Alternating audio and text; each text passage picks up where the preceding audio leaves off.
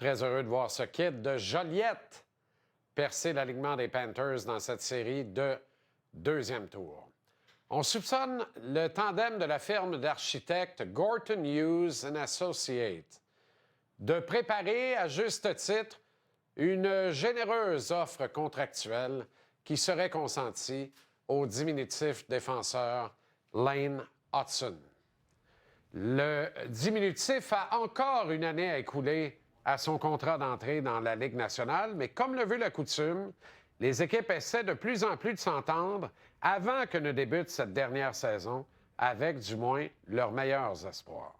Je maintiens que le Canadien n'a pas eu la main heureuse en couvrant Juraj Slafkovský de 7,6 millions de dollars par saison pendant 8 ans. Tout ça l'été dernier, alors que l'attaquant avait encore une année de contrat devant lui. Ce qui ne m'empêche pas de prétendre que Montréal se doive de tout faire pour s'entendre pour le maximum permis de 8 ans avec Hutson dès cet été. Hutson va gagner le trophée Calder haut la main, une première à Montréal depuis Ken Dryden il y a 54 ans. Aïe aïe. Il a terminé 5e au scrutin pour l'obtention du trophée Norris, revient au défenseur par excellence dans le circuit il y a 21 ans depuis le mois de février. Il a contribué à la réédition du livre des records du Canadien et de la Ligue nationale de hockey. Il a fait taire les plus pourfendeurs qui ne croyaient pas en lui. Il a rallié tout le Québec à sa suite. Martin Saint-Louis voudrait le cloner, à défaut de quoi s'assurer qu'il ait l'énergie pour lui donner 40 minutes de hockey par match si c'était possible. Hutson est le joueur qui a été le facteur déterminant de la saison de l'équipe et de sa présence en série éliminatoire, série au cours de laquelle il a obtenu 5 points en autant de matchs contre un club qui courait après lui pour y arracher la tête. L'intimidation a duré les 20 premières minutes de la série. Après ça, la matrice s'était ajustée. Alors, combien vaut Lane Hutson? Regardons d'abord les comparables, si vous voulez bien. Cale Makar gagne 9 millions par saison. Quinn Hughes empoche 7 850 000 $ par année. Les deux stars ont ratifié leur entente à l'été 2021, en pleine COVID. Ils touchent ces sommes depuis 4 saisons déjà, et pour seulement 2 autres campagnes. Autre particularité pas banale. Vancouver risque de se résoudre à échanger Hughes, qui sera libre comme l'air à l'été 2027, et qui a souvent avancé vouloir rejoindre ses deux frères au New Jersey. Makar devrait demeurer au Colorado, à moins que le pingre propriétaire de l'Avalanche refuse de payer le Bobby Orr des temps nouveaux à sa juste valeur. Retenez bien, là, ils ont signé 6 ans chacun à l'été 2021. Makar avait écoulé son contrat d'entrée de 3 ans au moment de signer cette entente. Quinn Hughes et tout. Les chiffres de Lane Hutson s'apparentent beaucoup à ceux de Makar et de Hughes à leur première saison complète dans le circuit. Autre avantage pour Hutson à la table des négociations. Le Canadien établit une échelle de valeur avec le contrat longue durée consenti à Nick Suzuki, le capitaine de l'équipe.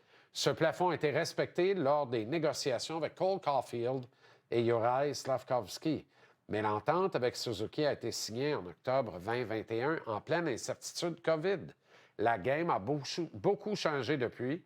Et si le Canadien tient fermement à respecter ce plafond salarial individuel de moins de 8 millions par saison, je vous garantis que la chicane va pogner de bonheur avec le clan Hutson.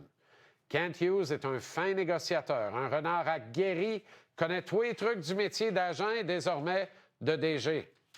Mais si le conseiller de Lane Hutson lui recommande de signer une entente de 80 millions pour 8 ans, soit 10 millions par année, Hutson doit poliment se lever, quitter la salle, décliner et congédier son agent.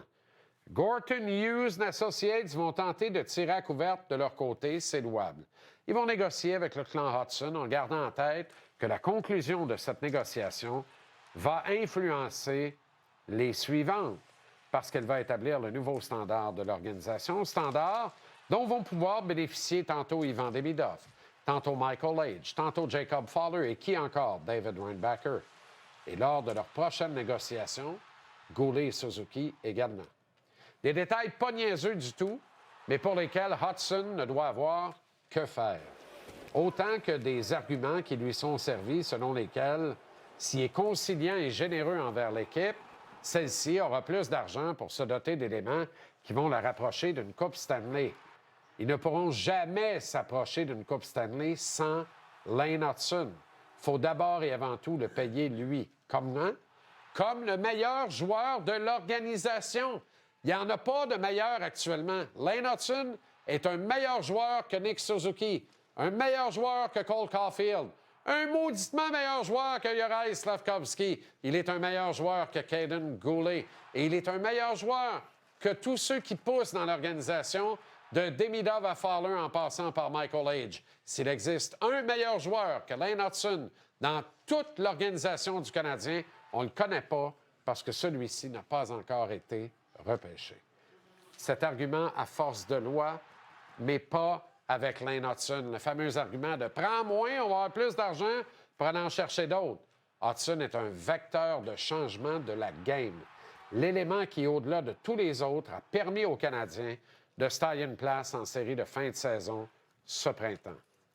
Il n'y a, dans mon esprit, aucun doute que même en battant l'horloge d'un an, considérant l'augmentation vertigineuse et prévue du plafond salarial de la Ligue nationale, Lane Hudson doit obtenir 12 millions de dollars par saison, 96 millions pour 8 ans, puis je vous le garantis, on ne le regrettera jamais.